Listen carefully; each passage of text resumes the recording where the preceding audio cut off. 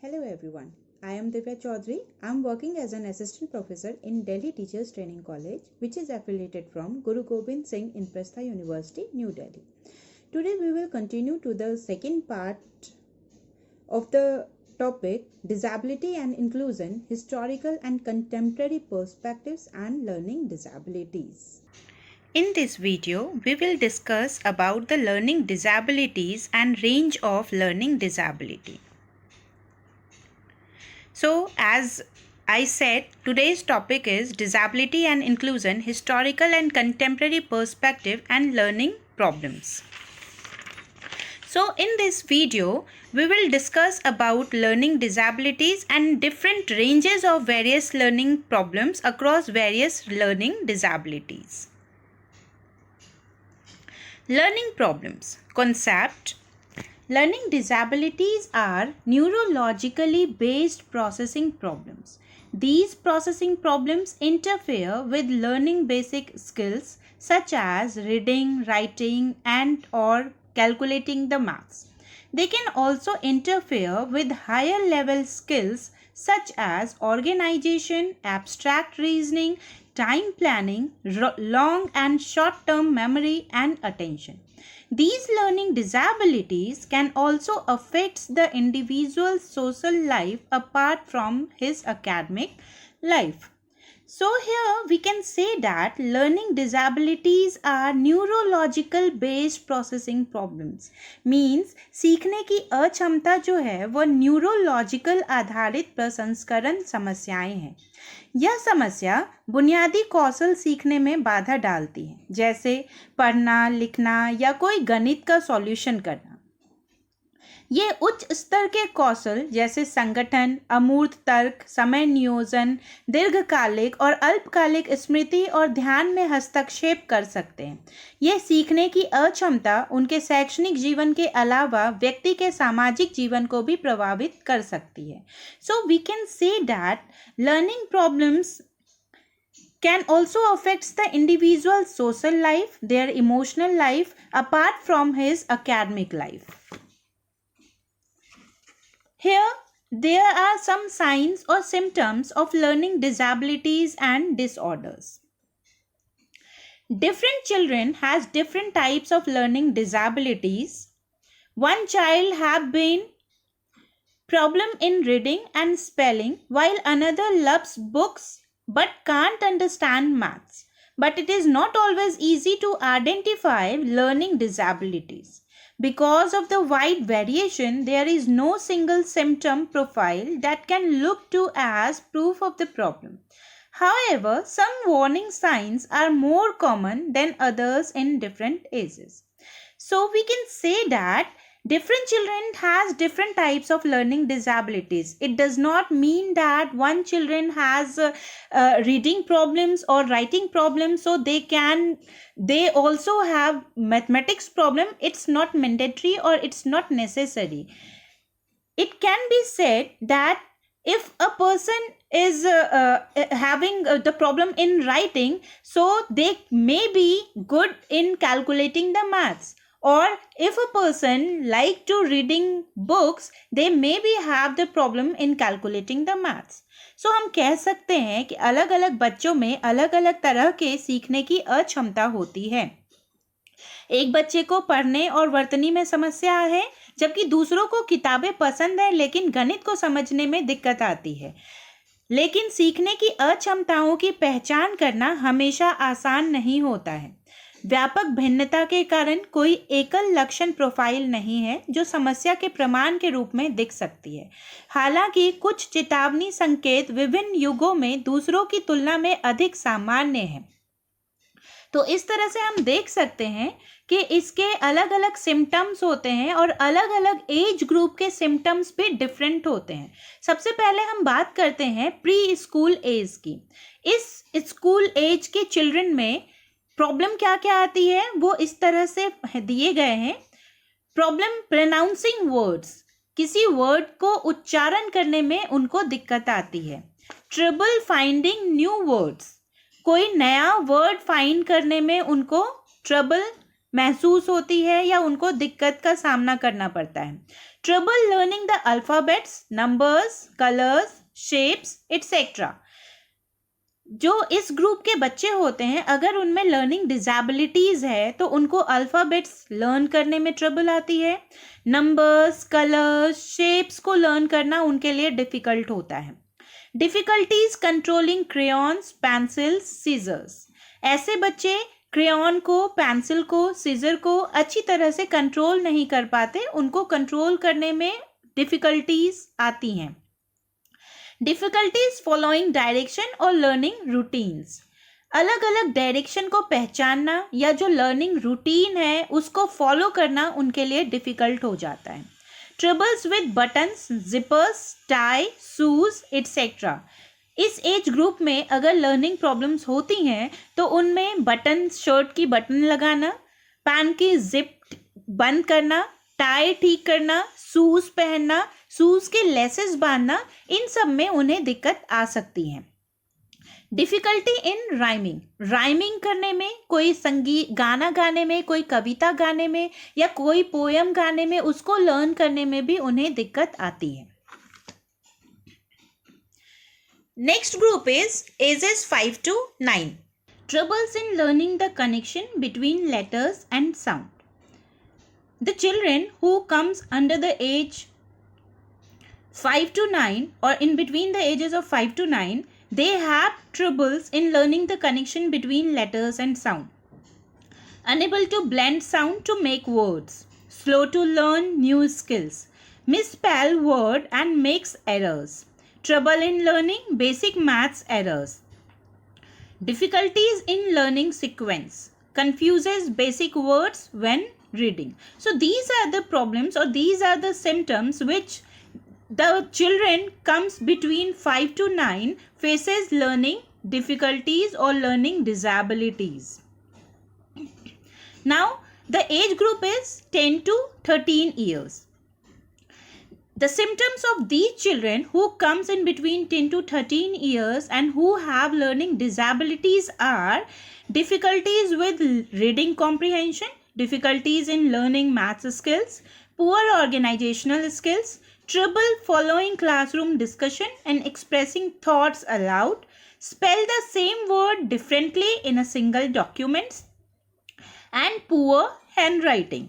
So इस age group में 10 to 13 years के एज ग्रुप में हम देखते हैं कि इन बच्चों को जिन्हें लर्निंग डिसेबिलिटीज़ होती है वो बच्चे रीडिंग कॉम्प्रीहेंशन को रीड करने में उनको डिफ़िकल्टीज़ होती है, मैथ्स के स्किल लर्न करने में उनको डिफ़िकल्टीज़ होती है, उनकी ऑर्गेनाइजेशनल स्किल बहुत ही पुअर होती है, क्लासरूम डिस्कशन, अपने थॉट्स को एक्सप्रेस करना या फिर अपने वाक्यों को, अपने अंतर्मन की बातों को दूसरों के सामने बताना उनके लिए काफ़ी डिफ़िकल्ट होता है.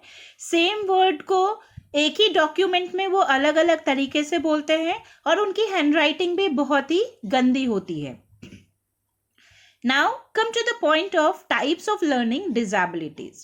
The learning disabilities is not an intellectual disability. A learning disability is a disability that affects the person's ability to process information.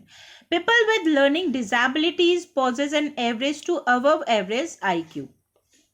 Learning disabilities जो है वो एक बौद्धिक अक्षमता नहीं है.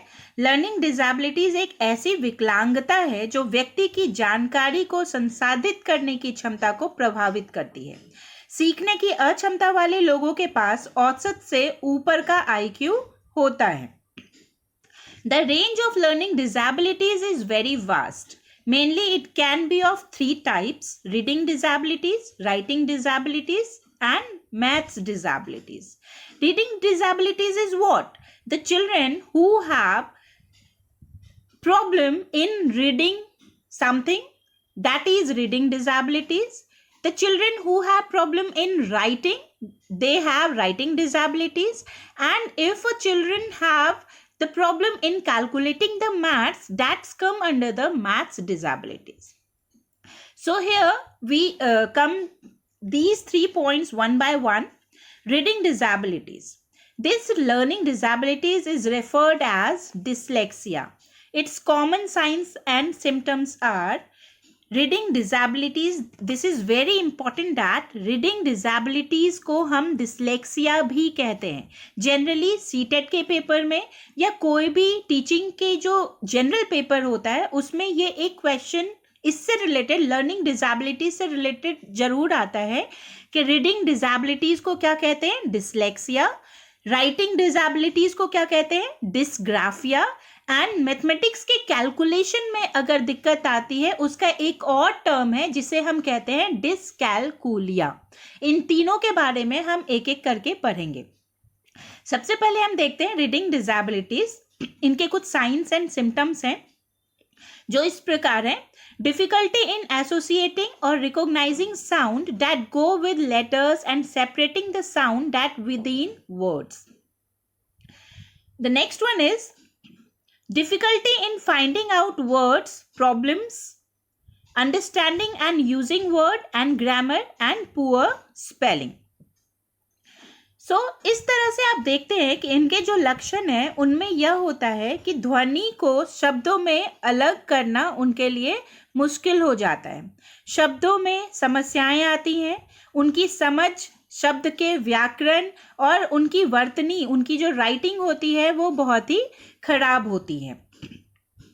और उनकी जो जो दो साउंड के बीच में जो एसोसिएशन होता है, रिकॉग्नाइजेशन होता है, उनमें उनको दिक्कत आती है। वो साउंड्स को सेपरेट नहीं कर पाते हैं, उनको वर्ड्स को फाइंड करने में भी प्रॉब्लम आती है और उस वर्ड को ग्रामेटिकली समझने में भी उन्हें डिफिकल्टी होती है। उनकी स्पेलिंग की जो पावर होती है वो बहुत ही पुअर होती है। मीन्स अगर उनको आप बार बार बताते हैं किसी चीज़ की स्पेलिंग, फिर भी वो स्पेलिंग करेक्ट नहीं लिख पाते हैं, अगेन एंड अगेन उसमें मिस्टेक करते हैं। The next disability is writing disabilities. This disability is called dysgraphia. As I said, writing disabilities is also called dysgraphia. Please underline these words, dysgraphia. It affects the person's ability to express his thoughts in writing. Its common sign includes, ये क्या करता है, writing disabilities में क्या होता है, अगर किसी बच्चे को राइटिंग डिसेबिलिटी है तो वो बच्चा अपने थॉट्स को एक्सप्रेस नहीं कर पाता इन राइटिंग वे। लिखने में वो अपने थॉट को एक्सप्रेस नहीं कर पाता है। जो चीज़ें उसके मन में चल रही होती हैं वो सही सही उसी प्रकार कॉपी में लिख नहीं पाता है, उसमें इसे दिक्कत आती है। कुछ इसके कॉमन साइंस हैं, like awkward to tight grip on a pencil or pen, speaking the words loud while writing, omitting words in sentences while writing, difficulties with grammar and syntax structure, avoiding of writing task while writing, difficulty in organizing thoughts, and illegible handwriting. These are the symptoms such as, ऐसे बच्चे क्या करते हैं, tight grip होती है, मतलब pencil जब पकड़ते हैं बहुत टाइटली पकड़ते हैं, जिनको देख के ही आपको पता चल जाएगा कि इनको डिसग्राफिया है। जब वो बोलते हैं, लिखते समय जोर जोर से उनको बोलने की आदत होती है। सेंटेंस को जब बनाएंगे, सेंटेंस को लिखेंगे तो उसमें कुछ कुछ वर्ड्स वो छोड़ देते हैं। उन्हें ग्रामर में, सिंटेक्स स्ट्रक्चर में भी डिफिकल्टीज आती हैं। राइटिंग किसी भी चीज को लिखने का काम वो अवॉइड करते हैं, कोशिश करते हैं कि उन्हें लिखना ना पड़े। लिखते वक्त उनको जो ऑर्गेनाइजेशन होती है, उनको जो ऑर्गेनाइजिंग थॉट होती है वो उनकी सही नहीं होती है, उसमें उनको डिफिकल्टी आती है और उनकी हैंडराइटिंग भी इलेजिबल होती है। लाइक आप देख के समझ जाते हैं कि उनकी हैंडराइटिंग बहुत ही पुअर है, समझ नहीं आता है कि वो क्या लिख रहे हैं। Now come to the point, mathematics disabilities. The learning problem concerned with math disabilities is also known as dyscalculia. It includes slow to develop counting and math problem solving skills.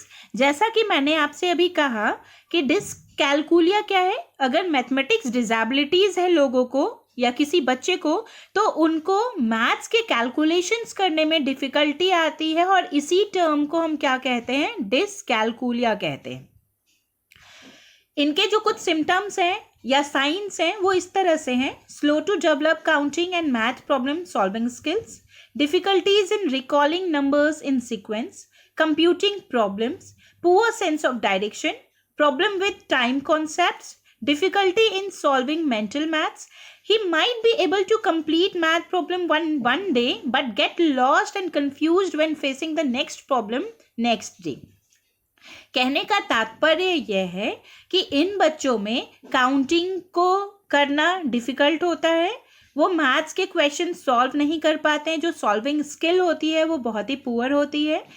Numbers को recall करना उनके लिए काफ़ी difficult होता है, numbers की sequencing उनके लिए काफ़ी डिफ़िकल्ट होती है, प्रॉब्लम्स को कंप्यूट करना उनके लिए डिफ़िकल्ट होता है, सेंस ऑफ डायरेक्शन काफ़ी पुअर होता है, डायरेक्शन उनके समझ नहीं आता है, प्रॉब्लम विद टाइम कॉन्सेप्ट जो होती है वो उनको समझ नहीं आती, लाइक टाइम से रिलेटेड अगर आप उनको कुछ क्वेश्चन देते हैं तो वो उसमें कंफ्यूज हो जाते हैं, एंड मेंटल मैथ्स को सॉल्व करने में उनको डिफ़िकल्टी आती है. एक चीज़ और, डिस्कैलकुलिया जिन बच्चों में होता है ऐसा ज़रूरी नहीं है कि वो मैथ्स की प्रॉब्लम सॉल्व कर ही नहीं पाते हैं. कभी कभी ऐसा भी देखा जाता है कि अगर कोई बच्चा एक दिन किसी मैथ्स के सॉल्यूशन को कर लेता है बट नेक्स्ट डे अगर आप सेम पैटर्न का कोई दूसरा क्वेश्चन उनको सॉल्व करने के लिए देते हैं तो उनको प्रॉब्लम फेस करना पड़ता है उस क्वेश्चन के सॉल्यूशन के लिए. Now some functions are not learning disabilities, but these are somehow affected learning disabilities. Like these learning disabilities have a vast range. Executive function is used to describe the mental processes needed for organization, planning, strategizing, remembering details, and managing time.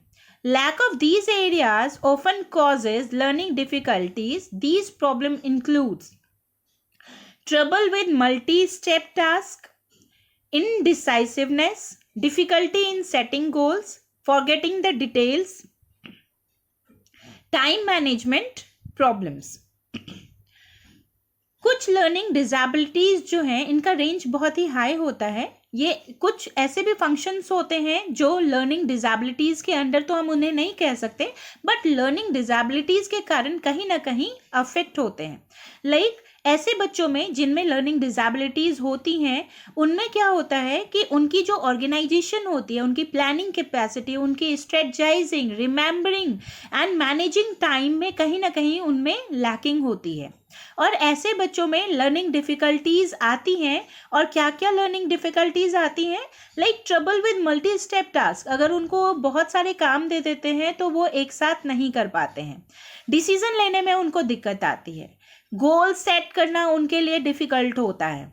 चीज़ों को वो भूल जाते हैं, details भूल जाते हैं, and time management problem उनमें होता है. Other disorders that makes learning difficult. कुछ ऐसे भी डिसऑर्डर्स हैं जो लर्निंग को डिफ़िकल्ट बना देते हैं. Difficulties in school does not always stem from a learning disabilities. Some other factors also affect it. Anxiety, depression, stressful event, emotional trauma, and other conditions affect concentration and make learning difficult. In addition, ADHD and autism sometimes co-occur, are confused with learning disabilities. Difficulties in school does not always stem from a learning disabilities. School में कभी कभी बच्चों में कुछ problems आती हैं. ये ज़रूरी नहीं होता कि उनके अंदर ये सिर्फ लर्निंग डिसेबिलिटीज़ के ही कारण आते हैं.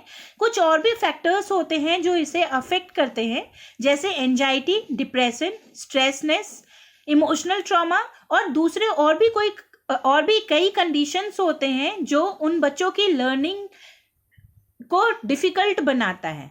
इसी के साथ साथ ADHD और ऑटिज़म भी कभी कभी हमें कंफ्यूज करता है लर्निंग डिसेबिलिटीज़ के साथ, कि कहीं ये भी लर्निंग को डिफ़िकल्ट बनाता है या ये भी लर्निंग डिसेबिलिटीज़ के अंदर ही तो नहीं आता. Now come to the point ADHD. The full form of ADHD is Attention Deficit Hyperactivity Disorder. जैसा कि इसका नाम ही है, ऐसे बच्चे जिनमें ADHD होता है उनमें अटेंशन की कमी होती है. ऐसे बच्चे हाइपर एक्टिव होते हैं. तो इससे आप एक डिसऑर्डर कह सकते हैं. इसमें क्या होता है, while it is not considered a learning disabilities, it can certainly disturb learning. हम इसे learning disabilities तो नहीं कह सकते, लेकिन कहीं ना कहीं ये learning को डिस्टर्ब करता है.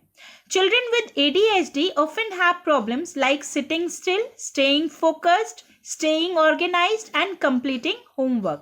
ऐसे बच्चे जिनमें ADHD की प्रॉब्लम आती है, ये बच्चे क्या करते हैं, उनमें ऑर्गेनाइजेशन की दिक्कत आती है, एक जगह टिक के नहीं बैठ सकते, फोकस्ड नहीं होते, अटेंशन किसी एक चीज पर नहीं होता और होमवर्क कंप्लीट करना उनके लिए काफी डिफिकल्ट हो जाता है. People with ADHD may have trouble paying attention, controlling impulsive behaviors, may act without thinking about what the result will be, or be overly active. Although ADHD can't be cured, it can be successfully managed and some symptoms may improve as the child ages. Now come to the point of autism. Autism, what is autism? Difficulty in mastering certain academic skills can stem from pervasive developmental disorder such as autism and Asperger's syndrome. Children with autism spectrum disorder may have trouble in communicating, reading body language, learning basic skills, making new friends, and making eye contact. Autism को हम autism spectrum disorder भी कहते हैं. इसमें क्या होता है, जो बच्चे में ये डिसऑर्डर पाया जाता है उन बच्चों में ट्रबल क्या आती है, कम्युनिकेट नहीं कर पाते हैं, वो अब बॉडी लैंग्वेज को नहीं समझ पाएंगे ना समझा पाते हैं, बेसिक स्किल लर्न करना उनके लिए मुश्किल हो जाता है. बेसिक स्किल्स मीन्स वो ठीक से खा नहीं पाते हैं, खुद से नहीं खा पाते, लोगों के सामने बातचीत नहीं कर पाते, जो डेली नीड्स होती हैं हमारी, जो हमारा डेली रूटीन होता है उसे कंप्लीट नहीं कर पाते हैं, न्यू फ्रेंड्स बनाना उनके लिए मुश्किल हो जाता है, आई कॉन्टैक्ट करने से वो बचते हैं, कभी भी आई कॉन्टैक्ट करके बात करना पसंद नहीं करते हैं. This is a serious developmental disorder that impairs the ability to communicate and interact. Autism spectrum disorder impacts the nervous system and affects the overall cognitive, emotional, social, and physical health of the affected individual. Their treatment can help, but this condition can't be cured. It can last for years or be lifelong. It requires a medical diagnosis and lab test or imaging rarely required for autism. Now here's some identification and treatment. There is no single test for learning disabilities. Instead, a series of assessments are done which often include performance test and IQ test. इनकी identification के लिए कोई learning disabilities के identification के लिए कोई एक single test नहीं है. इसके बदले हमें क्या करना पड़ता है, सीरीज ऑफ असेसमेंट लेना पड़ता है. सीरीज हम लगातार बच्चों की असेसमेंट लेते हैं जिसमें परफॉर्मेंस टेस्ट और आईक्यू टेस्ट इंक्लूड होता है. इसके लिए कोई मेडिकेशन नहीं होता, मेडिकल ट्रीटमेंट नहीं होता है, जिसके कारण हम इसको लर्निंग डिसेबिलिटीज को इम्प्रूव कर सकें. बस कंटिन्यू असेसमेंट करके, कंटिन्यू लर्न, उनको टीचिंग करा के या फिर उनको डेली नीड्स या डेली रिक्वायरमेंट्स या डेली रूटीन बताकर आप उनकी लर्निंग डिसेबिलिटीज को इम्प्रूव कर सकते हैं. Educational strategy can be incorporated into a child's classroom or based on the level of disability. The child might be in special education classes. All children with learning disabilities can be cured and improved by organized and sequenced instruction along with multi-sensory teaching techniques.